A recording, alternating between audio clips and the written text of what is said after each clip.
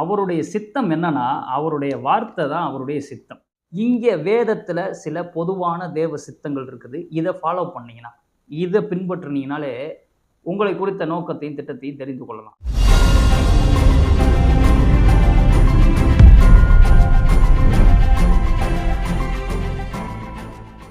Praise the Lord. கர்த்தர் நல்லவர், கர்த்தர் நல்லவரும் நன்மை செய்கிறவருமாய் இருக்கிறார். நிச்சயமாகவே உங்களுடைய வாழ்க்கையிலே நன்மையும் கிருபையும் தொடரும். இன்றைய தினத்தில் அநேகருக்கு ஒரு கேள்வி இருக்கிறது. அநேகர் பார்த்தீங்கன்னா, ஒரு காரியத்தை யூடியூப்பில் டைட்டிலாக போட்டாங்க அப்படின்னா, கிட்டத்தட்ட கோடிக்கணக்கான கிறிஸ்தவர்கள் பார்க்குறாங்க. அது என்ன அப்படின்னா, தேவ சித்தத்தை அறிந்து கொள்வது எப்படி, அல்லது எது தேவ சித்தம் இப்படிங்கிற டைட்டிலை போட்டால் பாருங்கள், அநேக ஜனங்கள் போய் பார்க்குறாங்க, தேடுறாங்க. ஏன்னா ஒவ்வொரு விசுவாசிக்குள்ளேயுமே நான் தேவனுடைய சித்தத்தின்படி வாழணுன்ற ஆசையும் விருப்பமும் இருக்குது. ஆனால் அதை எப்படி கண்டுபிடிக்கிறது, யார் சொல்லி தருவான்னு எங்கெங்கேயோ போகிறாங்க, யார்ட்டும் கேட்குறாங்க. ஆனால் தேவ சித்தத்தை அறிந்து கொள்வது மிக மிக மிக மிக சுலபம். ரொம்ப ரொம்ப ஈஸியான வேலை. அவர் அவருடைய சித்தத்தை மறைச்சி வச்சுக்கிட்டு உங்கள்கிட்ட சொல்லக்கூடாது, இல்லை நீங்கள் அதை கண்டுபிடிக்கிறதுக்கு ரொம்ப கஷ்டப்படணும் அப்படின்னு நினைக்கிற தேவனே கிடையாது. அவருடைய சித்தம் என்னன்னா, அவருடைய வார்த்தை தான் அவருடைய சித்தம். ஆனால் நம்ம என்ன பண்ணுவோம், இதை தூக்கி ஓரமாக போட்டுட்டு கர்த்தருடைய சித்தத்தை கண்டுபிடிக்கணும், கர்த்தருடைய சித்தத்தை கண்டுபிடிக்கணும், இந்த ஊழியக்கார்ட்ட போய் கேட்கணும், அந்த ஊழியக்கார்ட்ட போய் ஜெபம் பண்ணணும், இந்த ப்ராஃபட் வந்தால் கரெக்டாக சொல்லிடுவார், நீங்கள் யாருன்றதை சொல்லிடுவார் அப்படின்னு சொல்லி பல இடங்களுக்கு போகிறாங்க, பல பேரை தேடுறாங்க. பாருங்கள், அதனால மக்கள் கன்ஃபியூஸ் ஆகுறாங்க, மிஸ்லீட் ஆகுறாங்க, தவறான வழிகளில் போகிறாங்க. அப்போ தேவனுடைய சித்தத்தை எப்படி அறிந்து கொள்வது? சிம்பிளுங்க. இந்த வேதத்தை வாசிச்சிங்கனாலே உங்களை குறித்து தேவ சித்தம் என்னன்னு தெரிஞ்சு, இதுதான் தேவ சித்தம். தேவ சித்தம் இந்த புத்தகத்தில் எழுதியிருக்கு. எல்லாருக்கும் பொதுவான தேவ சித்தம்னு ஒன்று இருக்குது, தனிப்பட்ட தேவ சித்தம்னு ஒன்று இருக்குது.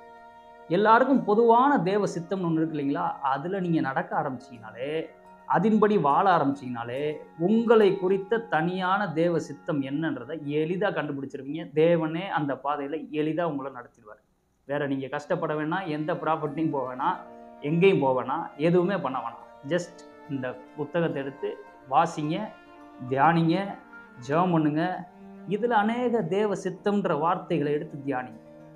நான் ஒரு சில வார்த்தைகளை நான் சொல்கிறேன், எதெல்லாம் தேவ சித்தம் அப்படிங்கிறத சில காரியங்களை சொல்கிறேன். அதெல்லாம் இந்த வேதத்தில் இருக்குது. நீங்கள் படிச்சிங்கனாலே உங்கள்கிட்ட தேவன் பேசுவார். ஒரு சில குறிப்புகளை மாத்திரம் நான் சொல்கிறேன், நீங்கள் படித்து பாருங்கள். இதெல்லாம் தேவ சித்தம். இதன்படி நடந்தாலே தேவன் உங்களுக்கென்று தனிப்பட்ட ரீதியில் ஒரு அழைப்பை, ஒரு தேவ சித்தத்தை வைத்திருக்கிறார் இந்த பூமியில். நீங்கள் ஒரு யூனிக் பர்சன். எல்லாருமே பாருங்கள், தனித்துவமானவர்கள். யாருமே மிக்ஸ்டு கிடையாது, எல்லாருக்கும் ஒரே மாதிரி கிடையாது. எல்லாருக்குள்ளேயுமே ஒரு தனித்திறமையும், ஒரு தனி தாளந்தையும், ஒரு தனி அழைப்பையும் தேவன் வைத்திருக்கிறார். எல்லாருக்குமே அப்படி இருக்குது பாருங்கள். அப்போ அதுக்குள்ளேயும் தேவன் உங்களை நடத்துவார். நிச்சயமாக 100% அந்த தேவ சித்தத்தின்படி வாழ தவறவே மாட்டீங்க. 100% வாழ்வீங்க. எப்போ அப்படின்னா, இங்கே வேதத்தில் சில பொதுவான தேவ சித்தங்கள் இருக்குது. இதை ஃபாலோ பண்ணிங்கன்னா, இதை பின்பற்றினீங்கனாலே உங்களை குறித்த நோக்கத்தையும் திட்டத்தையும் தெரிந்து கொள்ளலாம். ஏன்னா இதை ஃபாலோ பண்ணும்போதே நீங்கள் என்ன பண்ணுவீங்க அப்படின்னா, தேவனோட ஒரு நல்ல உறவில் இருப்பீங்க, தேவனோட ஒரு நல்ல ஐக்கியத்தில் இருப்பீங்க, ஒரு ஃபெல்லோஷிப்பில் இருப்பீங்க. ஆட்டோமேட்டிக்காக நீங்கள் என்ன செய்ய வேண்டும் என்பதை தேவன் உங்களுக்கு அறிவிப்பார். அந்த பாதையிலே தேவன் உங்களை நடத்துவார். சரி, சில தேவனுடைய பொதுவான சித்தங்களை பார்க்கலாம். அதில் முதல்ல தேவ சித்தம் என்ன அப்படின்னா, எல்லாரும் ரட்சிக்கப்பட வேண்டும் என்பது தேவனுடைய சித்தம். சால்வேஷன், அதுதான் முக்கியமான தேவனுடைய அல்டிமேட்டான சித்தம். இந்த நாட்களில், கடைசி நாட்களில் தேவன்கிட்ட போயிட்டு, தேவனே உங்களுடைய சித்தம் என்ன அப்படின்னா, 1 தீமோத்தேயு 2:4 வாசிக்கிறேன் பாருங்கள். எல்லா மனுஷரும் ரட்சிக்கப்படவும் சத்தியத்தை அறிகிற அறிவை அடையவும் அவர் சித்தமுள்ளவராய் இருக்கிறார். அப்போ இது மிக முக்கியமான தேவனுடைய சித்தம். தேவன் சொல்லியிருக்கிறாரு, எல்லா மனுஷரும் ரட்சிக்கப்பட வேண்டும் என்பது என்னுடைய சித்தம். இது முதலாவது சித்தம். அப்போ நான் என்ன செய்கிறது அதுக்கு அப்படின்னா, சுவிசேஷம் அறிவிக்க வேண்டும். பவுல் சொல்கிறாரு, சுவிசேஷம் அறிவிப்பது நம்மேல் விழுந்த தலையாய கடமை என்று சொல்கிறார். 1 கொரிந்தியர் 9:16 நீங்கள் வாட்சி பார்த்தீங்கன்னா தெரியும். ஏசாயா 52:7 கோட் பண்ணுறாரு. ரோமர் 10வது அதிகாரத்தில் கோட் பண்ணுறாரு. ஏன் அப்படின்னா, இந்த நற்செய்தியை அறிவிப்பது அவ்வளவு முக்கியமான விஷயம். எவ்வளவு தீவிரமாக இந்த சுவிசேஷத்தை அறிவிக்க முடியுமோ அவ்வளவு தீவிரமாக என்ன பண்ணணும், தேவ பிள்ளைகளாகிய நாம் சுவிசேஷத்தை அறிவிக்க வேண்டும். குறிப்பாக இந்த கடைசி நாட்களில் நம்ம ரொம்ப பிஸியாக இருக்கிறோம். ரொம்ப நிறைய காரியங்கள் நமக்கு இருக்குது, உண்மைதான். ஆனால் சமயம் வாய்த்தாலும் வாய்க்காவிட்டாலும் என்ன பண்ணணும்?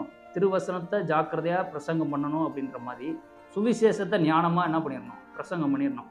ஃப்ரெண்ட்ஸ்கிட்ட, வேலை பார்க்குற இடத்துல எங்கே கிடைக்கிதோ, வாய்ப்பு கிடைக்கிதோ. சில பேர் வந்து பாருங்கள், அவங்களுடைய கஷ்டத்தை நம்மள்கிட்ட ஷேர் பண்ணுவாங்க. அவங்களுடைய கஷ்டத்தை நம்மள்கிட்ட ஷேர் பண்ணும்போது என்ன நினச்சிடக்கூடாது, ஒரு வேளை இயேசுவை பற்றி சொன்னால் அவங்க ஏதாவது அஃபண்ட் ஆயிடுவாங்க. அதனால ஞானமாக நம்ம அவங்கள்ட்ட பேசி அப்படியே வேற மாதிரி ஆலோசனை கொடுத்து அவங்கள என்ன பண்ணலாம்? இயேசுவின் பக்கம் இழுத்துக்கொள்ளலாம் அப்படின்னு நினைக்கக்கூடாது. ஸ்ட்ரைட்டாகவே நீங்கள் என்ன சொல்லலாம்? இயேசுக்கிட்ட வாங்க, உங்கள் வாழ்க்கையில் பெரிய மாற்றத்தை பார்ப்பீங்க. ஏன்னா இயேசு தான் பாருங்கள் ஒளி. இருளுக்குள்ளே இருக்கிற ஒரு மனுஷனுக்கு பெரிய வெளிச்சமே இந்த இயேசு கிறிஸ்து தான். அப்போ ஒரு மனுஷனுக்குள்ளே ஒரு பிரச்சனை, ஒரு போராட்டம் அப்படின்னு உங்கள்கிட்ட வந்து சொல்லும்போது தேவனே அவனை அனுப்பிச்சிருக்காருன்னு நினச்சிக்கோங்க. தேவனே உங்கள்கிட்ட அனுப்பிச்சிருக்கிறாரு அவனை. அப்படி நீங்கள் யோசிச்சிங்கன்னா ஃபஸ்ட்டு அவரை இன்ட்ரடியூஸ் பண்ணிடுறீங்க. எப்படியோ ஒரு விதத்தில் கம் டு கிரைஸ்ட், இயேசுக்குள்ளே வா. இயேசு தான் எல்லா கேள்விக்கும் பதில். பாருங்கள், இயேசு ஒருத்தன் வாழ்க்கைக்குள்ளே வந்துட்டார்னா எல்லாமே அவன் வாழ்க்கையில் மாறிடும். எல்லாமே அற்புதமாக மாறிடும், சூப்பராக இருக்கும். ஏன்னா அவனுக்குள்ளே ஞானம் வந்துடும், அவனுக்குள்ளே பாருங்கள் வெளிச்சம் வந்துடும், அவன் யாருன்னு தெரிஞ்சிடும். அநேக காரியங்கள்லேருந்து தப்பு வைக்கப்படுவான், குறிப்பாக நித்திய நரகத்திலேருந்து தப்பு வைக்கப்படுவான். அப்போ இந்த சுவிசேஷம் அறிவிப்பது தேவனுடைய முழு சித்தம். இந்த சித்தத்தை ஃபஸ்ட்டு செய்ய ஆரம்பிச்சிங்க அப்படின்னா அது அவ்வளோ மகிமையான காரியமாக தேவன் பார்க்குறாரு. ஒரு மனுஷன் ரட்சிக்கப்படுவதனால பரலோகமே மிகுந்த சந்தோஷமாகலாம். அப்போ எவ்வளோ பெரிய ஸ்லாக்கியம் பார்த்தீங்களா? எங்கெங்கேயோ போய் சித்தத்தை தேடிக்கிட்டு இருக்கோம், எந்தெந்த ப்ராஃபிட்டையோ போய் உட்காந்துக்கிட்டு இருக்கிறோம். ஆனால் இங்கே தேவன் எழுதி வச்சிருக்கிறாரு, எல்லா மனுஷரும் ரட்சிக்கப்படுவது என்னுடைய சித்தம். போய் சுவிசேஷத்தை சொல்லு, போய் இந்த இயேசுவை பிரசங்கம் பண்ணு. உனக்கு நான் அற்புதம் செஞ்சுருக்கேன்னு அதை போய் சொல்லு போதும். உன்னைய நான் வாழ வச்சுருக்கேன்ல, அதை போய் சொல்லு போதும். என்னை எப்படியாவது அவன்கிட்ட கொண்டு போய் சேர்த்து நீ சொல்லு, நான் வேலை பார்க்குறேன். பாருங்கள், சுவிசேஷம் அறிவிக்கிறது மட்டும்தான் நம்மளுக்கு வேலை. அவனை ரட்சிக்கிறது நம்மளால் முடியாது. அதை யார் செய்கிறா? தேவன் செய்கிறார். ஆனால் சொல்கிறது நம்ம தான் சொல்லணும். ரோமர் 10வது அதிகாரத்தில் நீங்கள் அதை வாசிக்கலாம்.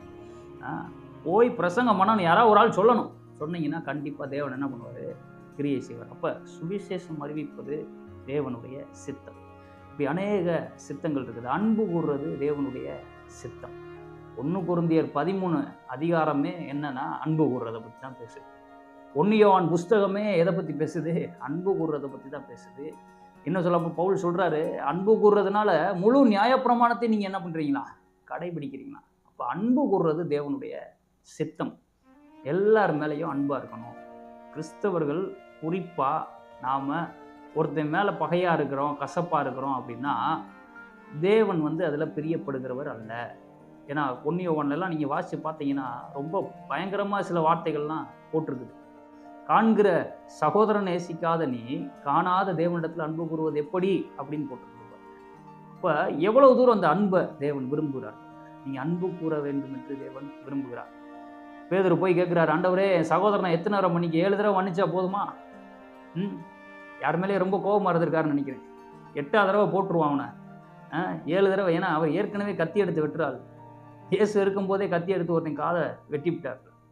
அப்போ 7 தடவை மன்னி அப்படின்னு சொல்லிட்டாருன்னா 8ஆவது தடவை அவன் எப்படா அந்த தப்பு செய்வேன்னு பார்த்துக்கிட்டே இருந்து அவனை ஏதாவது பண்ணிடலாம் அப்படின்னு நினச்சிருப்பாருன்னு நினைக்கிறேன். இயேசு சொன்னார் பாருங்க, 7 தடவை இல்லைப்பா, 7 தடவை என்ன பண்ணு? மன்னி. அப்படின்னா என்னது? அன்லிமிட்டடாக மன்னி. ஏன்னா நான் உன்னை அன்லிமிட்டடாக தான் என்ன பண்ணிட்டுருக்கேன்? மன்னிச்சிட்ருக்கேன். யாருங்க பெர்ஃபெக்டாக இருக்கிறோம் பூமியில்? தவறாத மனிதர்கள் யார் இருக்கிறோம்? தேவன் அனுதினமும் நம்மளை மன்னிக்கிறவர் இல்லையா? ஒவ்வொரு நாளும் ஏதோ ஒரு விதத்தில் தவறுறோம். சின்ன சின்ன விஷயங்களில் கூட யோசிச்சு பாருங்கள். தவறுகிறோம், தேவனை தேடுறதுக்கு மறந்துடுறோம், அவருக்கு நன்றி சொல்ல மறந்துடுறோம், அவருக்கு நேரத்தை முதலிடத்தை அவர் கொடுக்க மறந்துடுறோம். ஆனால் தேவன் மன்னித்து இரக்கம் உள்ளவராக இருக்கிறாரே, தயவுள்ளவராக இருக்கிறாரே. அப்போ அவர் எப்படி மன்னிக்கிறாரு? அப்போ அவரை போல் நம்மளும் என்ன பண்ணணும்? மன்னிக்கணும், அன்பு கூறணும். அப்போ அன்பு கூறுறது தேவனுடைய சித்தம். பரிசுத்தமாக இருப்பது தேவனுடைய சித்தம். எபிரேயர் 12:14, ரோமர் 6:22, எபேசியர் 4:24 இந்த வசனங்களெல்லாம் நீங்கள் போய் படித்து பார்த்தீங்கன்னா பரிசுத்தமாக இருப்பது தேவனுடைய சித்தம். பாருங்கள், கிருபையினால் நாம் பாவத்தை மேற்கொண்டு ஜெயிக்கக்கூடியவர்களாக இருக்கிறோம். நம்ம பாவத்தில் கிடக்க வேண்டிய எந்த அவசியமும் இல்லை. பாவம் நம்மளை மேற்கொள்ள வேண்டிய எந்த அவசியமும் இல்லை. பாவத்தை நம்ம எளிதாக ஜெயிக்கலாம். தேவ கிருபையினால, அவருடைய வார்த்தையினால, அவருடைய இரத்தத்தினால பாவத்தை மேற்கொள்ளலாம். பாவமின்றி நம்மளால் வாழ முடியும். பரிசுத்தமாக இருப்பது தேவனுடைய சித்தம். பரிசுத்தமாக இருக்க முடியாது அப்படின்னா, பரிசுத்தமாக இருங்கள்னு தேவன் நம்மள்கிட்ட சொல்லியிருக்கவே மாட்டார். அப்போ பரிசுத்தமாக இருக்க முடியும், நம்மளால் முடியாது, நம்முடைய பலத்தினால முடியாது. ஆனால் தேவனுடைய பலத்தினால, அவருடைய இரத்தத்தினால, அவருடைய வசனத்தை பின்பற்றுகிறதுனால, அவருடைய வசனத்தை இருதயத்துக்குள்ளே வைத்திருக்கிறதுனால பாவத்துக்கு நாம் தப்ப முடியும். பாவ சோதனைகளில் விழாதபடிக்கு தேவ ஆவியானவர் என்ன பண்ணுவார்? நம்மளை பாதுகாத்து கொள்வார். இப்போ பரிசுத்தமாய் வாழ்வது தேவனுடைய